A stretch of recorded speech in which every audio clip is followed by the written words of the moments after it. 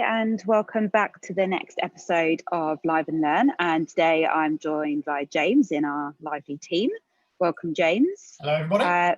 Thanks for coming on. I think we often speak about how we measure our marketing and how we bring everything together. And I think it's always a challenge when things are done in silo. And we see it so often that marketing teams, that slightly bigger marketing teams, will have different teams, different agencies working on lots of different things. And what we're going to talk about today is just really the importance of the working together, working collaboratively, and not working in silo. And we're going to kick off with what we can see on the screen, which is just a basic visual for our podcast listeners, which is all around the 7-11-4 rule and the basic of how people can convert and buy or will buy online. And it always surprises me how we forget this, and we have to sort of remind ourselves of this all the time, that you need at least 7 hours of content across 11 different touch points across 4 different channels. And when it's a high price point, like a B2B service or something that's over like the impulse buy, that 11 touch points often goes up to 18. So I think what we are also going to be covering today is how important it is about creating all of that content. But what we're really going to talk about is the touch points and that journey through that digital conversion cycle. Yeah, absolutely. So James, let's go on to the next slide and just quickly touch on what we have here, which is like the traditional funnel, where we've got lots of things feeding in at the top and looking at how it goes down into smaller areas, into a flywheel of which you then engage, delight, and attract more customers. At the top of it, there's so many channels, and it feeds down into really small ones at the bottom, and you've got that funnel there. So it becomes really fat at the top and sort of really thin at the bottom. And actually the reality of digital conversion cycles is actually the other way around in how you should measure it. So James, let's move on to the way that we look at the digital conversion cycle and start with like maybe an overview of how we look at this and why actually it's so different in shape. Yeah, absolutely. Because I mean, as you say, that the funnel is sort of switched onto its head, and this is because, you know, the targeting is a lot more controlled. And you can control where people come from, exactly where they're going to go. And instead of it becoming a much bigger funnel, you can be much more precise. So if we looked at a funnel like this, you know, people coming in from social channels, you can then target them specifically and then move them onto their landing pages. And this is where, for me, it gets really quite exciting, because the level of tracking and monitoring you can do for each landing page. So your messages, as you say, go out there. The landing pages can be specific to each environment, but it's also how they're tracked and how the users engage with those. So the word bounced at the top there really does look like a bad thing. And it's a renowned thing that people have landing pages with really high bounce rates. But the reality of it isn't so. I mean, a good example would be, I logged on to the BBC website at the weekend to cook a perfect roast beef. I logged on, I went straight to the webpage. I scrolled up and down the webpage. I was on there for half an hour working out what to do, and then I left the website. So because I didn't interact with that website anymore, I'm considered a bounce. So that's why we then split it out now, and we have spent more than 30 seconds. Ideally, in my mind, a bounce is somebody that's less than 5. If they're less than 5 seconds, yes, that's a bounce, you haven't got them. And that's where you can start now working with higher engagement. Yeah, and I think it's really important because actually within Google Analytics, you can set yourself goals so that you're actually measuring how many people stayed on for 5 seconds, up to 10 seconds, up to 15. And there is a section in there, albeit it'll be slightly hard to find now because Google has changed its whole system, which I'm sure we will talk about today, that you can look at under 10 seconds, 10 to 15 seconds, 15 to 30 and over 30. And that gives you a really good gauge of what is happening within your site. And, you know, below that 30 seconds, we can then see that in most sites, you are collecting cookies. Now, a lot of sites are collecting cookies, but not doing too much with them. And I think the power of remarketing is often overlooked sometimes in SMEs, but is actually really powerful. So maybe we can just focus a little bit on remarketing and the two different types. So yes, remarketing is great, and lots of people aren't aware that you can't just remarket. If you decide you want to remarket, that's something you control at the very beginning of the campaign. As people are visiting the site, as they're going through this journey, they are then cookied and their data is collected, and then you can remarket to them later. There are lots of different platforms that you can remarket from, Facebook and Google being two of the big players covering all of the empire of both their social and video content. That then gives you the ability to market back. Now, anybody that knows us knows we are not big players with display. Display as a campaign doesn't really work, but very niche retargeting to people that have already followed the social, they've followed the landing page, they've spent more than 30 seconds. That's a worthwhile investment of time and everything for remarketing. Otherwise, I would suggest that, yeah, that's something that you just push to the side. Because there is that argument, isn't there, that says, oh, well, anyone that lands, any cookie that we get, we should remarket to them. But you could spend quite a lot of time and money doing that, but actually they haven't really engaged. So what are your thoughts on that, like the optimum time? Do you only do it for the people that have been on there for 30 seconds? Can you do a test and learn depending on the brand? Definitely under 5 seconds, you just write off immediately. There's absolutely zero engagement. Then you've got another window, which is 5 to sort of 15 people that are starting to look around, but not truly there. 15 to 30, you've got a better mark. However, if we're talking about investment of budget and you really want to go out there and see if this is going to work, over 30 seconds are people that are really truly engaged. And if you sit there and count 30 seconds to yourself, it's actually a very long time, which is why, yeah, that 15 to 30 is also a market. But for a trial, I would definitely go above 30 seconds to begin, then move that to the 15 to 30 afterwards. Yeah, for sure. There's always that argument as well with remarketing, looking at that as a channel in social versus banner ads. And obviously now there is a bit more control over where the banner ads go. Personally, we always see a stronger response from social remarketing. And I was just having a conversation earlier, actually, which is really interesting, that there's still this preconception about whether you should have if it's not a consumer brand, do they want to then put their their remarketing ads on social versus display ads?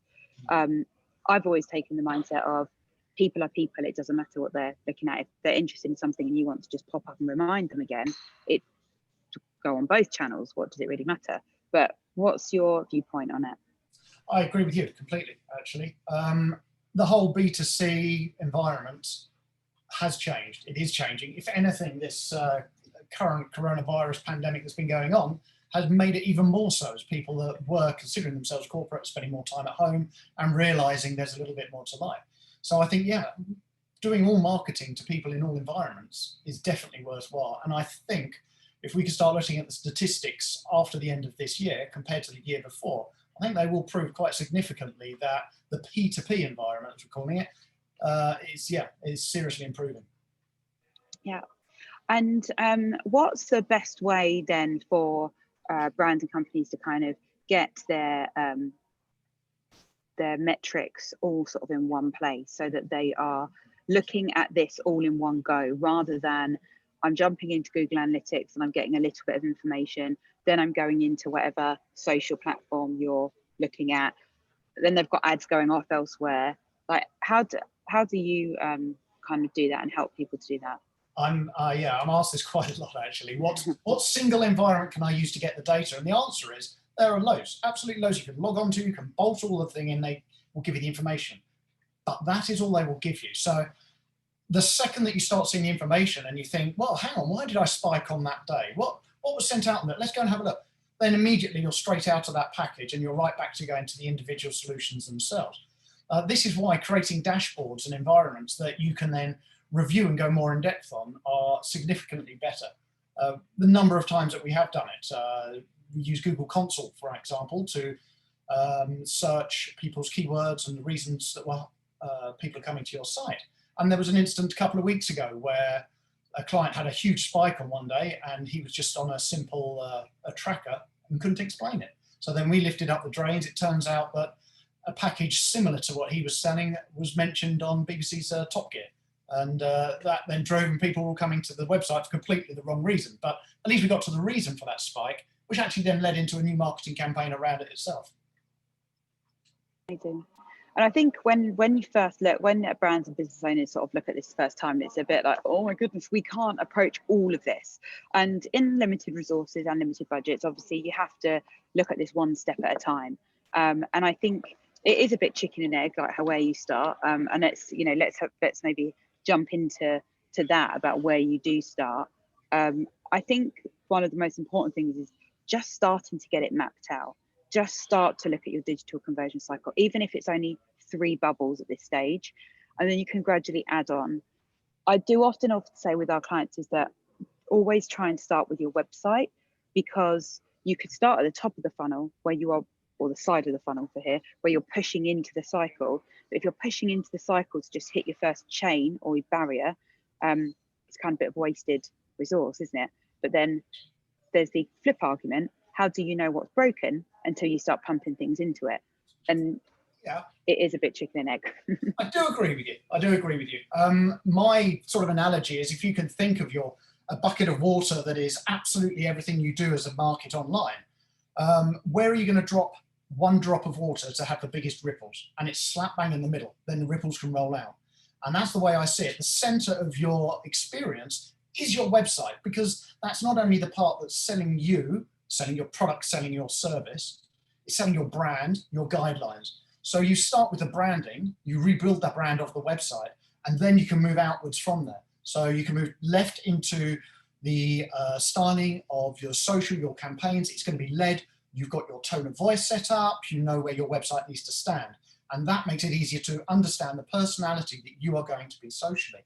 It also then moves to the right. So once people have converted on your website and they're going down the funnel and the chain, now you understand, okay, the tone of voice and everything that's brought them in. What we've now got to continue is with that, but more importantly, keep a seamless brand experience all the way through to the very last slide.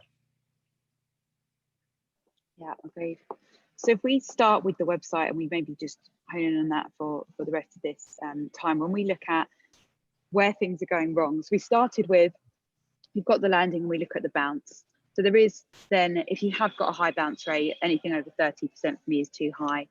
And by bounce, we mean has left in 5 seconds, not the Google version of bounce. If you've got them over 30% leaving in under 30 seconds, you've got to look at, first of all, are you driving the right people there? Or is it the bubble before? If you are driving the right people there, the home screen or the home page isn't working for you. So we'll often go into what we call the UX, user experience, or UI, user interface review. And maybe we just touch on a little bit how we do that and what that means. No, you're absolutely right. I mean, if you get, as you say, a high bounce rate of users under 5 seconds, then immediately that shouts out the messaging on the ads, whether that be wherever they've come from, is incorrect. People are immediately arriving and not getting the brand experience, or they're not arriving and understanding exactly what it is they've just read. The other flip side to that coin is people see a beautiful, and this goes back to what we're saying about starting on the website, people see a beautiful ad that's lovely and focused and gives them exactly what they want, and they click through and immediately go, "Oof, this isn't what I want at all." So what we would do is immediately take a look at it. So if you have got a very high bounce rate, low visibility on the site, then we've got to start looking at the ads and trying to understand, and then take that journey from the user experience. I've sat here and I've looked at this ad. Why does the website look so different? Why isn't the journey clear? Why isn't my CTA taking me exactly where I expect it to be? And sometimes it really works for people like ourselves who can be outside of the client's business to be able to look at it and say, it doesn't work for this reason, for that reason, for the other. And this is where we use lots of tools to help generate that journey.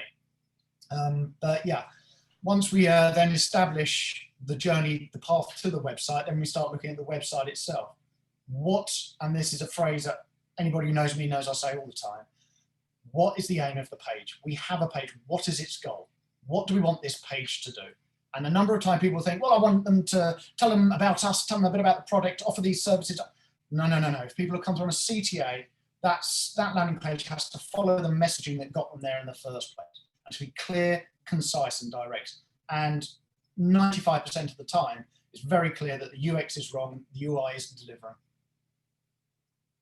Yeah, amazing. I think that's true, isn't it? There's so much happens where you've got social media going out, so maybe it's a brand experience, and you've got adverts going out that are driving their purpose is to get them to the page. And I think you've hit the nail on the head there, where it's about purpose. So even with social, you can have content pillars that are there to gain more followers. That's its purpose. It might be a purpose to drive them to the website. It might be a purpose for brand recognition. And if at the beginning or the side of that funnel you've actually got its purpose, you can then set out its conversion cycle. And its conversion cycle for every purpose would be different. So let's assume this conversion cycle that we're talking about is about getting data capture. So what we want is more email capture. So social media goes out and its purpose is there to get them onto a landing page. The landing page is not then the home page of the website that is a generic brand experience. It's purely there to drive and capture and nurture that email. So it might be that there's an incentive, or there's a downloadable book, or it's in exchange. Your email's in exchange for something. It's not just going to come for free. And then that email can then start to go into a flywheel, and the email flywheel is then what nurtures it to become a lead or a prospect, however you want to call it. What that then makes it is that this type of work can feel a little bit overwhelming at first, but once you start breaking them down, and like with us, we just, duplicate the slide and rebuild it out for each one, we then start to build purpose based on every single type of channel. So when we look at that for a website, for it to be a lead, which is probably the most common thing we get, or I want to do social media and paid social media, and I want to drive that through and go to get a lead. That's usually our biggest, most briefs. That's what most businesses want to do. So maybe if we just start honing on that journey specifically, and all the different variations and things that can happen within it, and how to get them all working together. Yes, I mean, that's a very valid point. You raised one point there, which I think people just totally forget, which is an email address has a value. And the only way that you're going to get a conversion is by offering them something for that value, or the promise of something for that value. A lot of people, a lot of websites will just have the, enter here for a newsletter, or it just doesn't cut the mustard. As you say, free books, solutions, free this, free the other, whatever it may be. That's the only way you're going to get a good, solid data capture. We've had one particular client recently where the whole of the landing page was purely about ticking one of three options, entering an email address, and then moving along. And they went to the ultimate extreme of just removing all website navigation and everything, just making a whole dedicated landing page about that, which was fantastic because we'd worked that and started with the landing page, so then we could work the journey into the flywheel and the journey into the social out. Obviously, it helps when you come to an agency like ours, where we can control every single element all the way through, that you get these wonderful seamless brand experiences. And a lot of the times the people coming to us with this exact issue are because they have either one agency or James in one department doing social who isn't speaking to Jane in another department who's managed the landing page, and then somebody else is controlling the data capture through a different form in a different system with different protocols and parameters. And then it all becomes very disjointed. And the second it becomes the slightest bit disjointed, people are gone and you've lost your data capture. And that's a real shame. But that's where we can come in and we can make all of those tweaks and adjust it. And it has to be taken into consideration as part of the bigger picture. Yeah, absolutely. And I think when we touched on it before, between 11 to 18 touch points, very often I see, we've got social, that's got a link, it's going to a website, not a landing page, it's just going to the homepage, which the homepage wasn't designed for because it's a brand experience. It is the homepage, it's the introduction. And then there's this expectation where I've gone from a social post to the homepage. I may have gone to one other page and then I'm going to give you my data, which clearly doesn't work. I mean, even with this, with a few touch points in this example that we're talking about, even that I still would say that this is a conversion cycle that will get you data, maybe an appointment, a demo, but not a sale. Because it does need more and more touch points. And I think that's one of the main takeaways and purpose of this is about really starting to map out your full interactions and all the interactions with the brands. You should have multiple slides on this. Mm-hmm.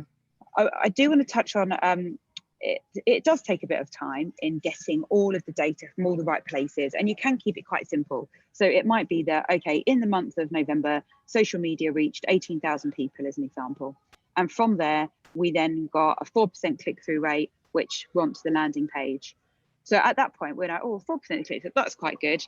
We really like 5% and over as an engagement rate, but a click-through rate is quite low.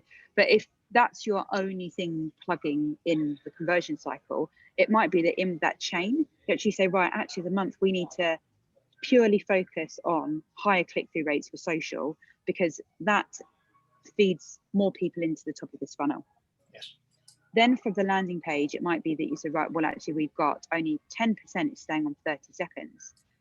So those are the people we then that needs improving.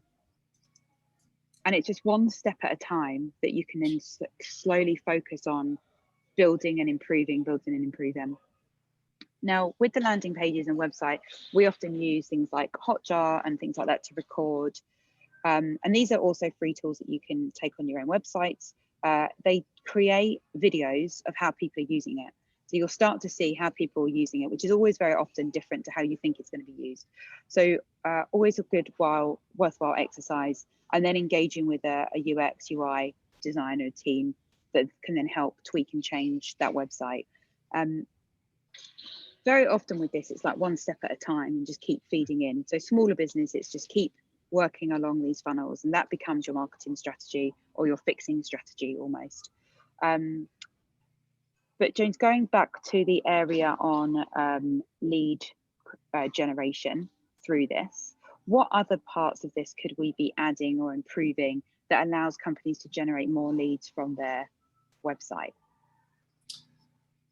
There are lots of different elements that you can do. One of the key elements actually, which has started turning a lot of websites around, is the footer. The days of having a boring block at the bottom of your page that does absolutely nothing are gone. One of the things we've been doing a lot more of recently is making footers that brandedly build into the website, so you don't even know you're entering the footer. And at the bottom of each page, it's a pleasant environment to be in. And they're, again, reinforcing A, the brand, and B, the ability for further data capture, and C, the ability to click on some of those dedicated landing pages and finding out more specifics. You said about the landing pages need to be specific, because you're right, the homepage is your brand. That's where people will come to find out, what's this all about? But the second that somebody comes and says, I want to know exactly this, you've lost them. And the number of times people will bounce around a homepage. So that's where having specific landing pages or senior navigation pages, covering off the specific elements of your business and making them easy for people to navigate to, is also going to help generate further amount of data capture. And the good thing is, as you say, we can then generate the user experience on these, watch people browsing the websites, watch people navigating, are they getting down to the footer, where are they clicking, and then you can expand those areas accordingly. Yeah, it's a really good point, actually. We have we're doing quite a lot on that at the moment with footers and touching on the kind of data capture bubble. And there's so many ways to capture data now. We touched on like capturing an email, and then they go into the email flywheel, and then there's also the like WhatsApp integrations now. So what we're finding is thinking about data capture from the person's point of view. Are you in an app, thinking about how busy people are you in an absolute rush where I'm like, I've got a burning brief, I'm really in a rush, I just need to speak to someone right now, and they can click the WhatsApp integration and it goes through. Then there's the forms on the website, which are predominantly not filled out as much anymore. I mean, well, I don't remember the last time I filled out an inquiry form on a website. There's the direct email and there's the phone. But I think just breaking down your data capture and contact sheet into thinking about from the person that's using it, like time related, has really helped, hasn't it? We've seen quite a big increase in data capture through doing this. Yeah, you're right. And the WhatsApp element goes all the way back to what we were saying 10 minutes ago, which is about the P2P. It's an environment where people understand, they feel comfortable. And it also shouts out, you're going to get an immediate response, or at least a response very quickly. So changing lots of those touch points of the old-fashioned, just click the little person who pops up, you don't know whether he's a robot, you don't know what it's all about, to personal environments like WhatsApp are really starting to show great success. Yeah, absolutely. I want to touch on video. Video, as we know, helps us convert 80% higher than static or any other type. We also know that we need at least 7 hours of content in the digital world to help us convert online. Where's the best place, if there is a best place, in the conversion cycle? Should videos be all the way through? Should there be dedicated channels, and we're directing them at certain points? Like, what do you think? It's an interesting question, and unfortunately has a range of answers, which I know nobody likes to hear. If you're offering a service that people are going to log on and use, then using video right at the forefront to give a very simple explanation of it, how it will work, what to expect, is a fantastic idea. If you're offering private membership portals where people are going to log on, register to get into an environment, again, video, and I use the word video to encompass dedicated animation as well. But video showing people using the environment, using the tools, people going in, clearly achieving things is absolutely phenomenal. Those obviously wouldn't work in advance of people being on your website. So if you wanted to start looking at video in the social channels, just engagement with pre-roll and things like that, that's a very great idea. If you're literally trying to get people in to your website and you have a very clear solution and a clear offering, then video comes a little bit further down the line, more as positive brand reinforcement of what you're saying you're going to deliver, as opposed to trying to have to lay it out to give people the idea of what you do. Yeah, absolutely. I think it's on this one that we've set out as a bit of a draft one, that we've kind of got watch video after you've gone into the campaign page. But for me, I suppose video does play a part all the way through on different pages, but we do have to think about time. And if you've got 11 to 18 touch points, each of those touch points have video, that's a long journey. So it's always also thinking about, if someone has 11 touch points across 4 different channels and they're doing 7 hours of content, more than likely going to be at different points. One of the difficult things, which leads me on to one of the difficult things about digital conversion cycles, is you kind of have to take it a little bit with a pinch of salt, because if I'm watching 7 hours of content over 11 to 18 touch points over 4 channels, that's not all happening at once. You haven't got this seamless user experience where you can track your customer in. You can track them, but they're going to go out, they're going to go away, etc. So what's the kind of best way for brands to do that? One, from a metrics perspective, looking at how they can look at their general metrics to see how things are just going up and down. And then 2, from an actual tracking people individually to keep everything moving. It can be tricky. I mean, lots of the monitoring of the playing of the videos are going to be done within the search engines, within the tracking and analytics platforms themselves. Was a tricky one to get out, wasn't it? So yes, so the likes of Vimeo and YouTube have very detailed tracking analytics, which is great for that. On your website, again, you can use the integration with Google Analytics. Now, Google Analytics has changed recently. It's made a huge difference. They've changed from what was in 2012, they changed to Universal Analytics, which threw everybody up in arms because nobody knows how to use it. And then as of mid-October, they now changed it to Google Analytics 4, and big surprise, everyone's up in arms trying to work out how to use it properly. But in there, it's quite a clever way of integrating the tracking now, where you can monetize the journey through videos. So if a video has cost a certain amount of money to make, whatever it may be, you can actually say, this is how much has been used, and that can be then generated into a financial figure, which is very useful. The tracking of that within the website as a whole can be fully integrated into the likes of Google Analytics, or if you've got the budget, you can step up to sort of the Adobe Analytics. But they're very similar in the way that they can capture data all the way through this process. If somebody's watching the video, then there's a very good case to say that this is where the remarketing plugin will come in, and it will give you the ability to market to them based on the video content that they've seen as well. So it can give you quite a good level of control, but this is where we have to have one of those conversations before we even begin, which is, what does success look like? If they are going to do this, where are they going to go? If they are going to watch it, once you know exactly the process that you want to track, then setting that up beforehand is phenomenal. It's certainly easier than coming on halfway through a campaign and then trying to cobble something together that just won't work. Yeah, I think it's really true. Like, all of this has to start. It's an exercise I did a few years ago with, to do with sort of business, running a business. Was we're all in this team, and we all had a series of post-its, and you couldn't talk to each other, and you had to draw on the post-its how to create toast, right, which everyone knew. And there was all different versions of it, and everyone's like, it's creating toast, everyone knows how to do it. But some people started with going to the shops to get the bread. Some people started going to the fridge to get the butter. Some ended it with putting the butter on, putting it on a plate and taking it somewhere. Other people just took it out of the toaster and started eating it.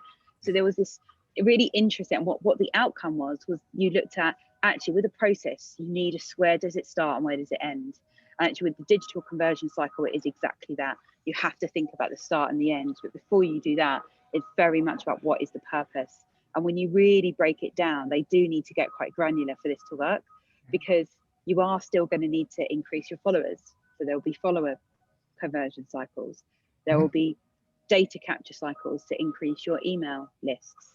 There will be lead cycles. How do we actually generate leads into our pipeline? It might be that there's a demo cycle, etc.